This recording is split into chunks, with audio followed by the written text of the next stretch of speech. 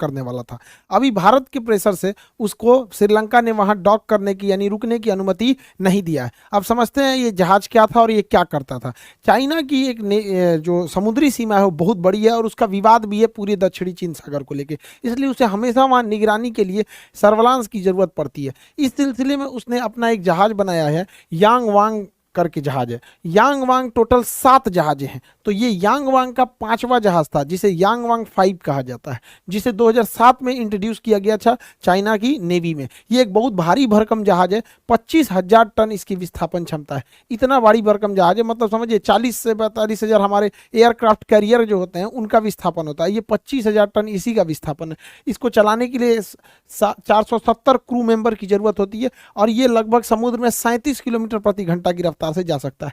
ये 620 फीट लंबा है, इतनी बड़ी ये जहाज है। और ये करता क्या है, तो भाई ये सर्वलांस का काम करता है। इसके ऊपर बड़े बड़े जो एंटीना लगे हुए हैं, इन्हें किसी भी डायरेक्शन में मोड़ा जा सकता है और ये सैटेलाइट से आराम से कम्युनिकेट हो सकते हैं। और ये इतना खतरनाक है, खतरनाक इन द सेंस मतलब वो जासूसी के रेंज में है कि 750 किलोमीटर रेडियस में ये बैलिस्टिक मिसाइल इतनी रफ्तार से आती है उसको भी ट्रैक कर लेता है, सैटेलाइट की पोजीशन को ट्रैक कर लेता है, कम्युनिकेशन ट्रैक कर लेता है। अगर किसी खास एरिया के पास से गुजरेगा ना तो वहाँ कम्युनिकेशन में क्या सिग्नल भेजा जा रहा है, डाटा भेजा जा रहा है, उसको भी ये मतलब बहुत इजीली डिकोड कर सकता है। तो इसकी पावर बहुत ज़बरदस्त है। भारत के पास भी इसके पास है, बस एक ही है आईएनएस ध्रुव, वो भी पिछले साल हम लोग ने इंट्रोड्यूस किया था वहाँ पर। वो भी इससे वो तो छोटा ही है, लेकिन ये बहुत बड़ा और बहुत हाईटेक है यहाँ पर।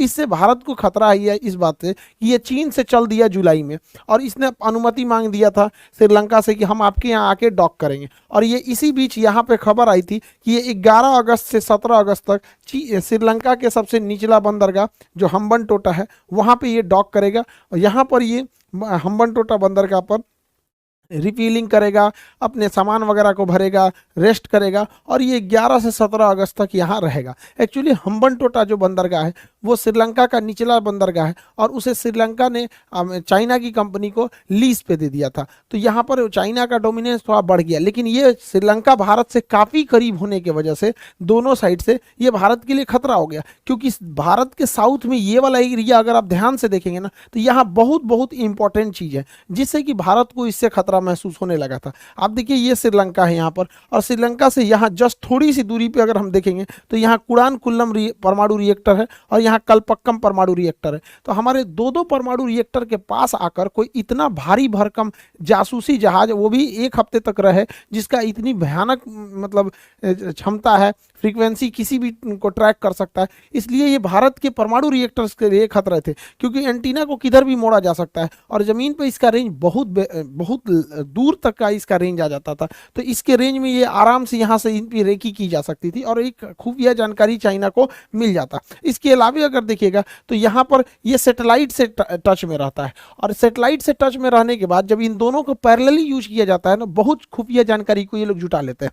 सैटेलाइट किसी एक एरिया को जाके वो वर्टिकल देखता है, इस तरह से ऊपर से देखता है, और ये साइड से अगर देख लेगा तो डाटा काफ़ी क्लियर हो जाएगा। नीचे हमारे 6 बड़े बंदरगाह थे यहाँ पर, आप देखेंगे यहाँ से मंगलौर है, कोची है, यहाँ पे एन्नौर बंदरगाह है, चेन्नई बंदरगाह है, विशाखापट्टनम बंदरगाह है, ये सब इसके रेंज में आ जाते थे। और बंदरगाह जो होते हैं बहुत बड़े होते हैं, इसमें अलग अलग टर्मिनल होता है, ऐसा नहीं कि जहाज ले आके लगा दिए। जैसे देखिए यहाँ पे कुछ जहाज खड़े हैं, ये अलग टर्मिनल है, ये एक अलग टर्मिनल है, यहाँ लगाएंगे तो एक अलग टर्मिनल हो जाता है, यहाँ अलग टर्मिनल है, उस तरह से देखेंगे तो यहाँ अलग टर्मिनल है। तो बंदरगाह के पास जहाज ला देना बड़ी बात नहीं होती, जहाज तो बस यहीं तक ला सकते हैं पानी वाली जहाज का।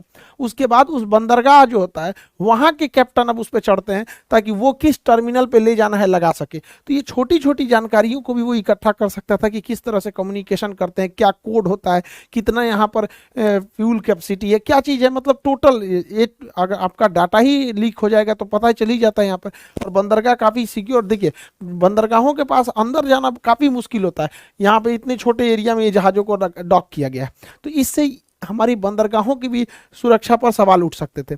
साथ में श्रीलंका के यहाँ होने की वजह से हम लोग का जो सैटेलाइट छोड़ते हैं, चाहे वो विक्रम साराभाई जो और सतीश धवन प्रक्षेपण केंद्र, मेनली जो श्रीहरिकोटा के पास सतीश धवन प्रक्षेपण केंद्र है, यहाँ से हम लोग अपने सैटेलाइट को लॉन्च करते हैं। PSLV हो या GSLV है, ये एकदम सेंसिटिव डाटा होता है और यहाँ से अगर वो लोग ट्रैक कर लेते हैं तो बहुत दिक्कत होगा। जैसे मान के चलिए कि अगर वो श्रीलंका आ गया यहाँ पर और यहाँ से हमारे PSLV GSLV की कुछ खास कम्युनिकेशन को उसने ट्रैक कर लिया, तो अगर हमको पहले से किसी की फ्रीक्वेंसी या कुछ चीज़ों को पता रहता है तो हम लोग युद्ध के समय उसमें साइबर अटैक भी कर सकते हैं। तो युद्ध की स्थिति में अगर ये साइबर अटैक करके इसके पाथ वगैरह को डिस्टर्ब कर सके तो एक बहुत करोड़ों का घाटा लग सकता है। इसलिए हम लोग को इतनी ज़्यादा चिंता थी। ये पास में आने की वजह से एक और चिंता बढ़ जाती है। श्रीलंका के पास ही केरल है और केरल में हमारे एयरफोर्स का साउथ कमांड का मुख्यालय है तिरुवनंतपुरम में, एयर वायुसेना का दक्षिणी कमांड का मुख्यालय तिरुवनंतपुरम में, वो भी इसी के पास आ जाता है। और साथ में नौसेना का दक्षिणी कमांड कोची, वो भी इसी के दायरे में आ जाता था।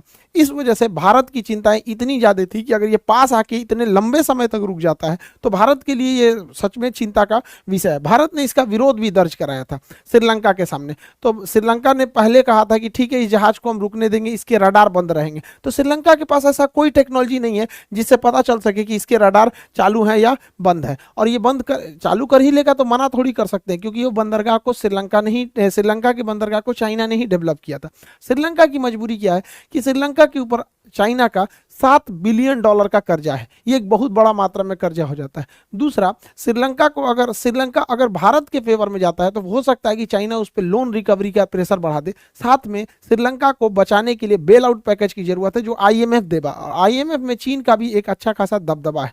तो इसलिए श्रीलंका जो था भारत और चीन को बैलेंस करके चल रहा था। लेकिन इससे भारत के इतने बड़े बड़े खतरे हो सकते थे, इससे भारत सरकार ने श्रीलंका को अवगत कराया। तो श्रीलंका मनाने की भी कोशिश किया भारत को कि यहाँ बस पेट्रोल भरने आ रहा है, ये करने आ रहा है। तो भारत सरकार ने भी कहा जो उसको भरना है तो यहाँ सिंगापुर से भर के चला जाए, यहाँ पर ग्वादर में चला जाए, यहाँ से लेके चला जाए, यहाँ पे किसी और जगह पे लेके चला जाए।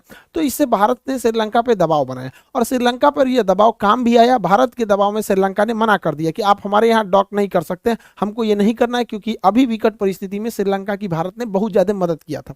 इससे भारत को लिए ये एक अच्छी खबर है, क्योंकि वहाँ पे भारत के दबाव में आकर अभी जो चाइना पूरी दुनिया का ध्यान इधर खींचे हुए है, वो सोच रहा था कि छोटे मोटे मैटर में भारत को उलझा देंगे और बाकी इधर निपटेंगे। तो भारत भी इधर दबाव बना दिया, अब वापस जा रहे हैं। इससे विश्व लेवल पर भारत का दबदबा बढ़ा है और चाइना का मनोबल तो कहीं ना कहीं नीचे गिरेगा ही कि जिस देश का बंदरगाह आप अपने पैसा से बनाएं, जिस देश के बंदरगाह का 99 साल के लिए लीज आपके पास है, फिलहाल अभी उसे 40 साल के लिए किया गया है, तो वो लीज आप ही के पास है। श्रीलंका की सरकार ने परमिशन भी दे दिया था, आपका जहाज चल भी दिया था यहाँ से, और यहाँ रिफ्यूलिंग के लिए उसके सामान भी रख दिए गए थे, और भारत के एक बार कहने से उसने सारा वापस कर दिया। तो एक तो ये प्रेशर श्रीलंका ने हमारे फेवर में श्रीलंका ने ये डिसीजन को लिया है। लेकिन इसके साथ एक और चीज़ सोचने की जरूरत है कि भारत हमेशा कब तक हम बस दूसरे का जवाब देते रहेंगे। चाइना ने ये किया तो हम उसका जवाब देंगे, पाकिस्तान ने ये किया हम उसका जवाब देंगे। अब वक्त आ गया है कि हमें एग्रेसिव होना चाहिए, और ये दिखाता है कि भारत की अब दबदबा क्या है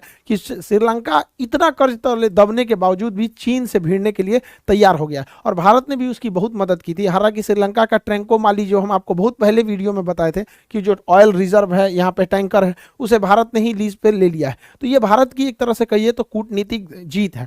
तो इसी तरह भारत सरकार को भी अब आप अपनी जितने भी रडार हैं उसको इस साइड में एक्टिवेट कर देना चाहिए। ऐसे ही हम लोग के पास भी जहाज है INS ध्रुव, उसका हम बहुत पहले आपको वीडियो बना दिए, उसे भी मलक्का के साइड में भेज देना चाहिए। और हम शुरू से कह रहे हैं कि जब तक इधर दुश्मन को शांत तो कभी नहीं छोड़ना चाहिए। उसे लद्दाख के क्षेत्र में, उत्तराखंड में, सिक्किम में, अरुणाचल प्रदेश में यहाँ हैवी मात्रा में हमें युद्ध अभ्यास करना चाहिए। एयरफोर्स को भी करना चाहिए, नेवी को पूरा करना चाहिए, नेवी को चलाने चाहिए यहाँ पे दबाव बनाने के लिए। सोच पाकिस्तान शांत रहेगा ना तो उसको मनोबल नहीं बढ़ाएगा, ना तो ये सोच रहा है बीचों में कूदने लगेगा, बेगाने की शादी में अब्दुल्ला दीवाना यहाँ पर, ये चौपट करके रख देगा। नेवी, एयरफोर्स सबके साथ मनोवैज्ञानिक दबाव लगाना चाहिए। आप खुद से जरा सोचिए, चाइना इधर की ओर भीड़ रहा है और इसने के बावजूद चाइना ने जापान के एरिया में भी मिसाइल मार दिया है, और भारत को भी धमकाने की ये कोशिश थी कि तुम आगे आगे मत आना वरना हम तुमको भी देख लेंगे। वो अलग बात है कि देखने के चक्कर में हम खुदे देखा गया, वो चला गया बेइज्जती करके। लेकिन ये सोचना चाहिए कि एक देश कितना एग्रेसिव है,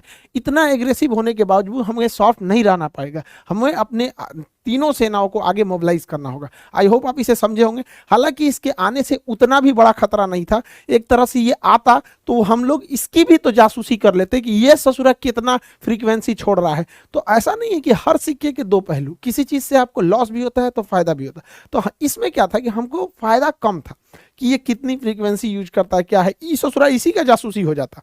हमारा इसरो इतना से तगड़ा है वहाँ पे, हमारे यहाँ पे भी एक से एक मतलब रडार जैमिंग सिस्टम है। तो ये, लेकिन हाँ ये था कि हमारी अगर 10% फायदा होता तो 90% लॉस हो जाता, और ये हमारी एक तरह का मनोवैज्ञानिक जीत है। आई होप आप इसे समझे होंगे। मिलेंगे नेक्स्ट क्लास में। जय हिंद।